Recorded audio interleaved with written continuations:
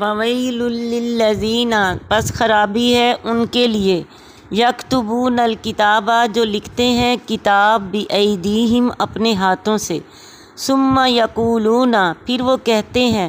ھذا من عند اللہ،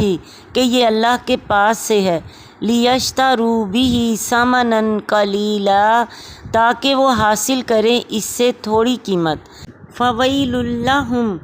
سو خرابی ہے ان کے لیے، مما کتبت ایدیہم، اس سے جو ان کے ہاتھوں نے لکھا، وویل لہم، اور خرابی ہے ان کے لیے، مما یکسبون، اس سے جو وہ کماتے ہیں۔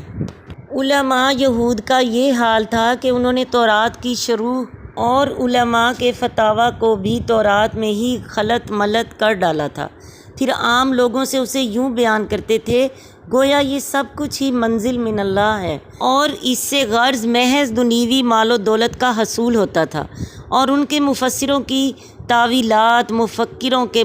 فلسفیانہ خیالات، اور فقہا کے قانونی اجتہادات، اور اپنے قومی تاریخی واقعات، یہ سب چیزیں بائبل میں شامل کر دی تھیں، اور اس سب کچھ پر ایمان لانا فرض قرار دیا گیا تھا۔